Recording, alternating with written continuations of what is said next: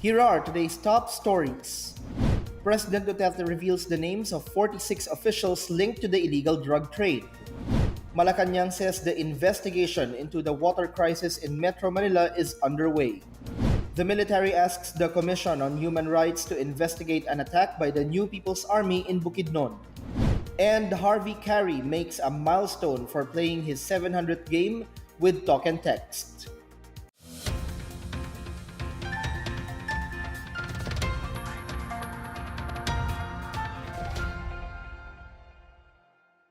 Good day, I'm William Theo. Welcome to the PNA Newsroom. President Rodrigo Duterte has revealed a narco list containing the names of 46 government officials. Charges will be filed against the names in their list, which include re-electionists in this year's midterm elections. More on these from Benj Bondo. President Rodrigo Duterte released the list of 46 local government officials allegedly linked to the illegal drug trade ahead of the May 13 midterm elections. Duterte bared the drug list during the National and Regional Peace and Order Council meeting at Arcadia in Davao City. He took special attention to the names which he said had frequently cropped up in the past, like dismissed Iloilo City Mayor Jed Mabilog and Daang Bantayan Cebu Mayor Vicente Loot. Amid criticisms of trial by publicity, he reminded fellow government officials that public office is a public trust and that an official's right to privacy is not absolute. With this, there is a compelling reason to prioritize the interest of the state and the people. The chief executive also warns that involvement in illegal drugs, in the case of these officials, is tantamount to treason. He also pointed out that he is not interested if he bears the names before and after the election. Despite this, he urged the media to broadcast the list so as to help voters ensure that they are not electing criminals. Meanwhile, the Department of the Interior and local government filed complaints before the Office of the Ombudsman against the 46 officials. DILG Secretary Eduardo Año said the Philippine Drug Enforcement Agency provided the initial list. For the PNA Newsroom, I'm Benj Bondo. Pag-asa said the Pantabangan Dam is capable of irrigating its service areas in central Luzon throughout the El Nino period, which ends in June. The Weather Bureau said the dam's water level is still far from the critical low of 177 meters. This even as water level dips are expected as Pantabangan releases water for power generation and irrigation. Further dips in Pantabangan's water level are likely as Pag-asa forecast below normal rainfall this March and April in the watershed hosting this dam. Pag-asa also forecast near normal rainfall at the Pantabangan watershed in May and June, as well as above normal rainfall in the area in July. President Duterte has ordered the Metropolitan Waterworks and Sewerage System to compel Maynilad and Manila Water to release the supplies they received from Angat Dam. Both concessionaires will have to release their supplies for 150 days. Presidential spokesperson Salvador Panelo said the president is aware and concerned of the superfrants of the residents of Metro Manila due to the present water crisis. He said the president will make those responsible accountable if they fail to follow his directive. Manila Water, which services the eastern part of Metro Manila, has low supply of water, while Maynilad, which covers the western part, is operating at normal level. Manila Water said the reason for the low water supply is the non-anticipated high demand of water this summer season. Senate President Tito Sotto has raised the possibility of holding a special session to pass a supplemental budget for the lump sum appropriations itemized in the 2019 national budget. Sotto said the suggestion was to revert to the ratified version of the 2019 General Appropriations Bill and let President Duterte veto the lump sum appropriations. He revealed that Senator Panfilo Lacson met with Congressman Ronnie Zamora and suggested to recall the submitted bill for amendment or vetoing. Lacson earlier claimed that some 95 billion pesos worth of funds were realigned by the House leadership to favor the allies of Speaker Gloria Macapagal Arroyo. The realignments were made even after both chambers of Congress ratified the Bicameral Conference Committee report on the budget. The reward for the arrest of the suspects in the gruesome rape slay of a teenage girl in Lapu-Lapu City, Cebu has reached 2 million pesos.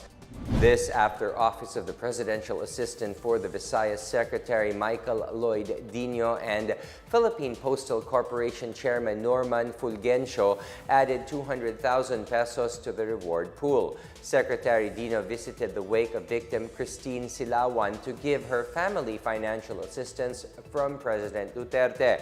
Lapu-Lapu City Mayor Paz Radaza, Cebu Vice Governor Agnes Magpale, and American expat Don Davis earlier offered cash rewards on top of the 100,000 pesos from the Police Regional Advisory Council. Meanwhile, Lapu-Lapu City Police Senior Superintendent Lemuel Obon said the motive of the killing remains unclear, but the crime may have been planned by the three suspects. Samples from the victim will be sent to forensics in Manila to confirm her identity and whether she was raped. President Rodrigo Roa Duterte has signed a law requiring bigger and more readable number plates for motorcycles. And the Labor Department reports no deportation of Filipinos in the UAE. More on these and other news around the metro from Benj Bondong. President Rodrigo Duterte approved Republic Act 11235 or the Motorcycle Crime Prevention Act, which will require larger and color-coded plate numbers for motorcycles and tricycles. The law aims to prevent crimes by motorcycle riding criminals. Meanwhile, the Department of Labor and Employment assured there is no deportation of overseas Filipino workers in the United Arab Emirates. This amid reports that the UAE will order the deportation of foreign workers over 40 years old this April. Labor officials in the UAE dismissed the report as fake news.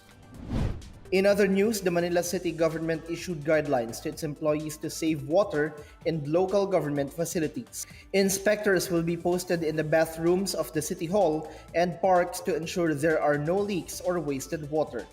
Meantime, Mayor Joseph Estrada appealed to car wash businesses and hotels to do their part in saving water. He also wanted to make sure that firefighters are ready to supply water to critical areas and that hospitals will have enough water supply. For the PNA Newsroom, I'm Benj Bondo. Still to come, Malacanang says the investigation into the water crisis in Metro Manila is underway. The military asked the Commission on Human Rights to investigate an attack by the New People's Army in Bukidnon. More on these when the PNA Newsroom continues.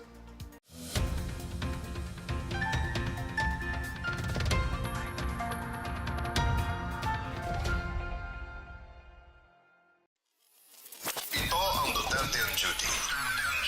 Ulat sa ginagawa ng Presidente. March 3, Lunes, Basilan. Dumalo si Pangulong Rodrigo Roa Duterte sa groundbreaking ceremony ng Isabela City Gymnasium. March 4, Martes, Malacanang. Pinangunahan ng Pangulo ang 35th Cabinet Meeting sa Aguinaldo State Dining Room. March 6, Miyerkules, Malacanang.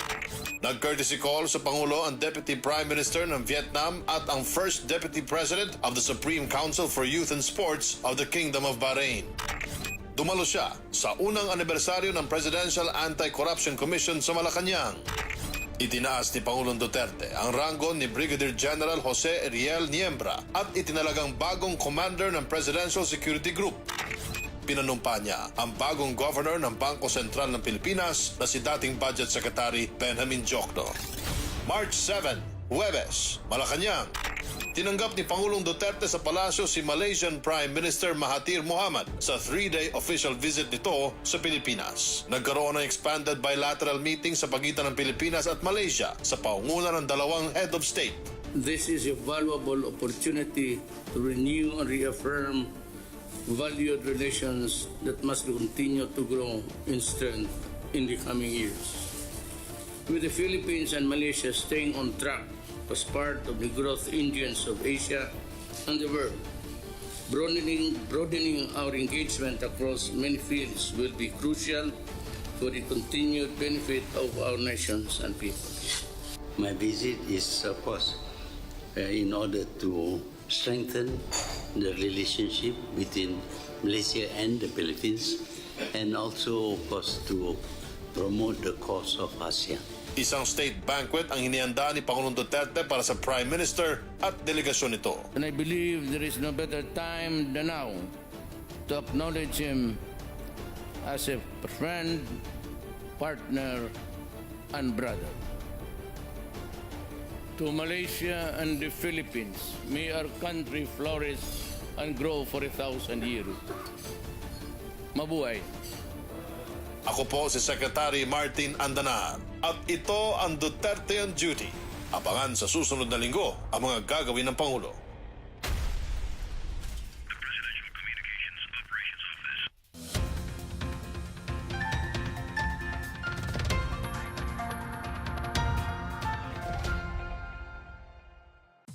Malacanang says the investigation into the water supply problem in some areas in Metro Manila is underway.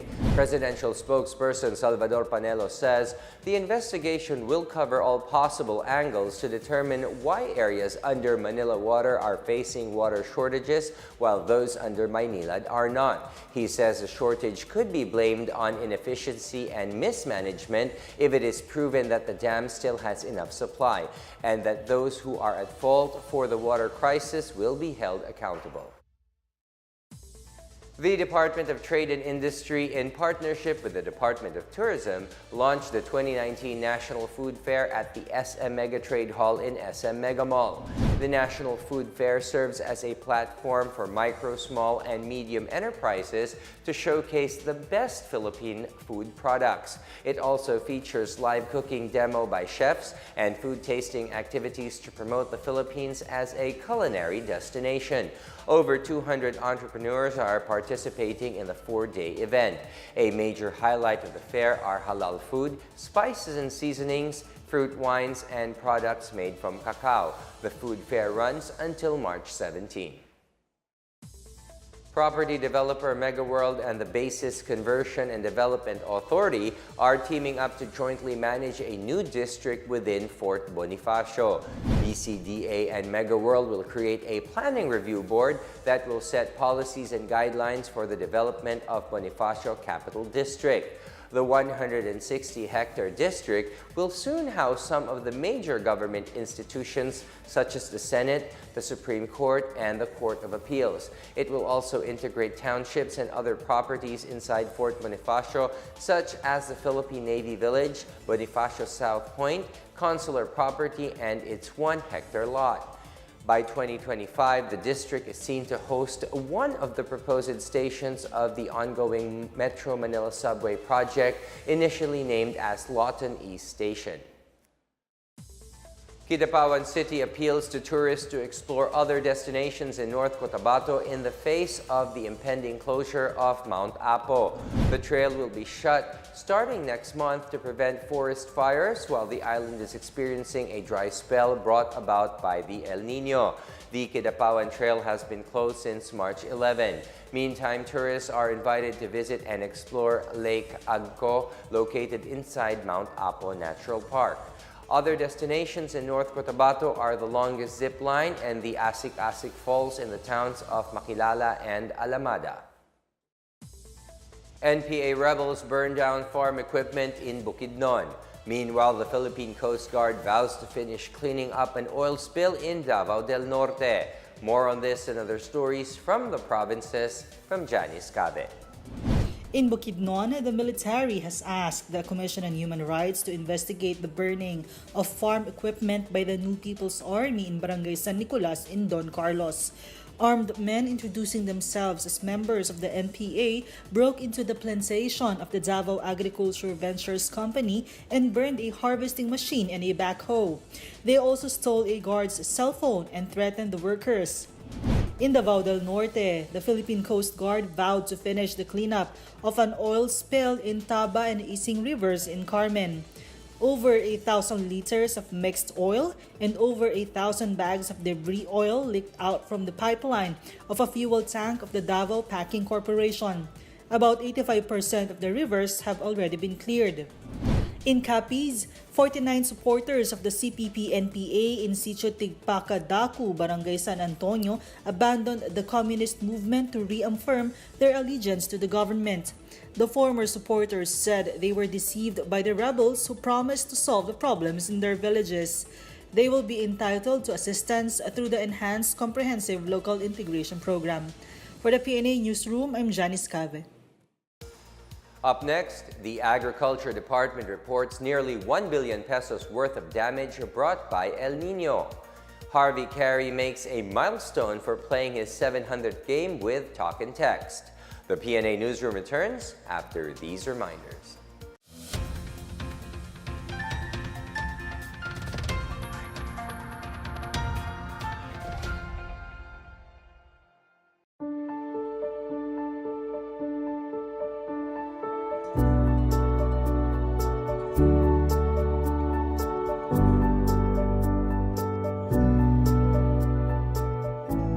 We are now bringing this EU to secure cooperation to stop the funding of these organizations so that your money will not be used to kill our people, because technically the funds are used by these terrorist organizations to harass our people, to sabotage government. These terrorist organizations for the last 50 years have committed mass murder. They have killed the leaders of indigenous people who refuse to cooperate with them. International solidarity is a human rights framework which I know EU and Belgium closely adhere to. And it's something which we would like to own ourselves. But it is a framework which is now being used by terrorists to get funding.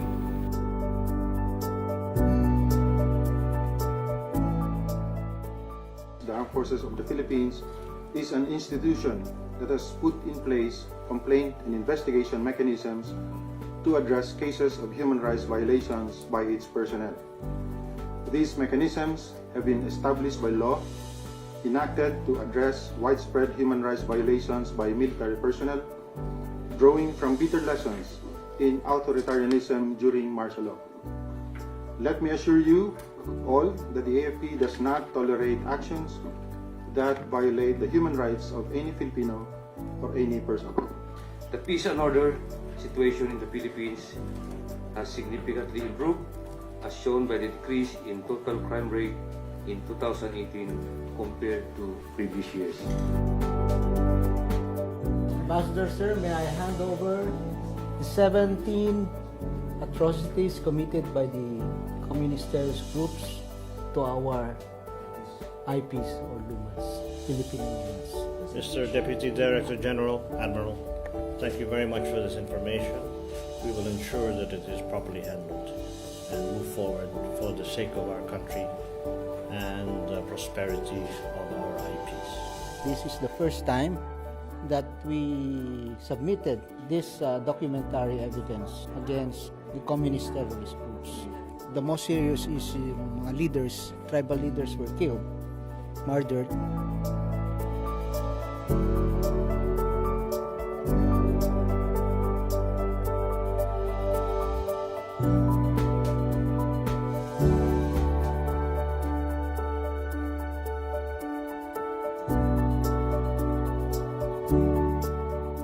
Contrary to what you have been receiving in Europe, all the bad things that you've been hearing about the Philippines, those are not true. Press freedom in the Philippines, it's alive and well, and journalists in the Philippines have never been more protected until now. So under the leadership of our President, Rodrigo Duterte.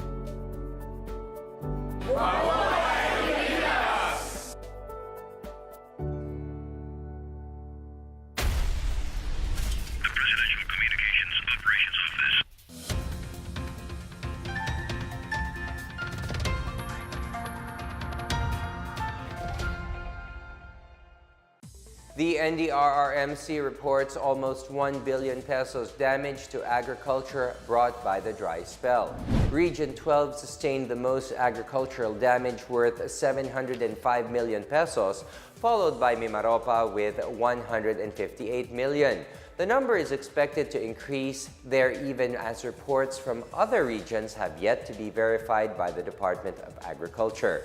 Meantime, the NDRRMC approved the conduct of cloud seeding operations in farmlands. Operations by the Philippine Air Force will start this weekend in Cauayan, Isabela.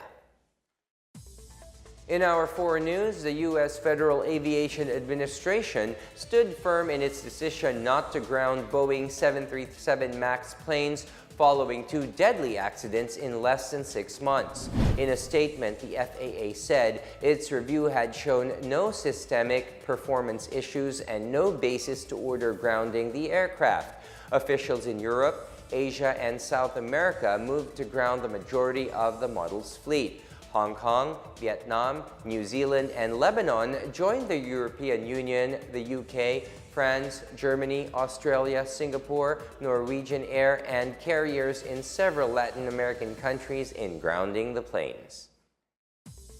In sports, veteran Harvey Carey achieved a milestone by playing a total of 700 games for Talk and Text Katropa. Carey achieved the mark as he saw action against Blackwater in a Petron Blaze Saturday special game where they won 127-89. Only 4-time MVP Alvin Patrimonio of Pure Foods and Ginebras Mark Agiwa have so far seen action in 700 games playing for One Ball Club. With the Katropa, Carey won a total of 7 championships, became a member of the mythical second team in his rookie season, a judge part of the all-defensive team in 2007, and was an all-star in 2011. He is the only player left from the original champion team of TNT that won the 2003 Philippine Cup title. March is National Women's Month. The government reminds everyone of the laws that ensure the protection of women's rights and welfare. Joyce Cudis has the story. As the government recognizes the role and influence of women, many laws have been crafted to guarantee their protection and well-being. In light of the National Women's Month celebration, here is a list of laws covering Filipino women's rights in the Philippines. RA 11210, or the Expanded Maternity Leave Law, signed by President Rodrigo Duterte, extends the previous 60-day paid maternity leave to 105 days. RA 6725 prohibits discrimination with respect to terms and conditions of employment solely on the basis of sex. RA 9262 recognizes the need to protect the family and its members from violence and threats to their personal safety and security. RA 7882, which was approved in February 1995, seeks to provide all possible assistance to Filipino women in their pursuit of owning, operating, and managing small business enterprises.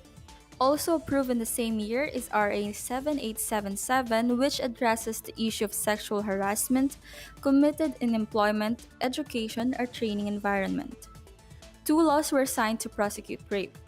RA 8353, or the Anti-Rape Law of 1997, defines rape as having carnal knowledge of a woman through force, threat, or intimidation, or by fraudulent machination or grave abuse of authority. RA 8505 declares the policy of the state to provide necessary assistance and protection for rape victims. RA 9710 is a comprehensive women's human rights law that seeks to eliminate discrimination through the recognition, protection, fulfillment, and promotion of the rights of Filipino women. Pursuant to this law is Executive Order 273 that states the approval and adoption of Philippine Plan for Gender-Responsive Development 1995 to 2025. For the PNA Newsroom, I'm Joyce Cudis. Let's now check out the weather forecast for Metro Manila and the rest of the country.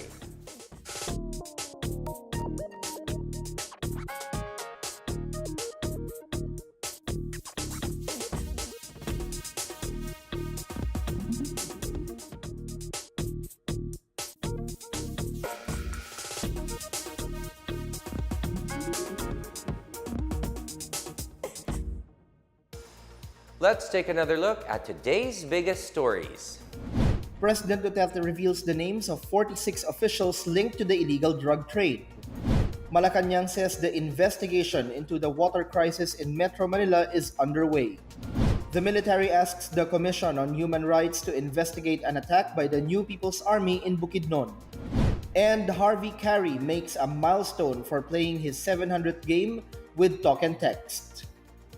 Thank you for watching another edition of the PNA Newsroom. To check out these and other stories, visit the PNA website or follow the Philippine News Agency on Facebook and Twitter. For more stories about the government and how it serves the Filipinos, look for these hashtags in all of our social media platforms and websites.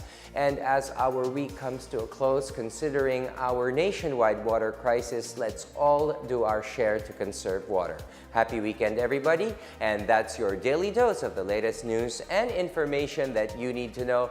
From the PNA Newsroom, I am William Theo. Good day.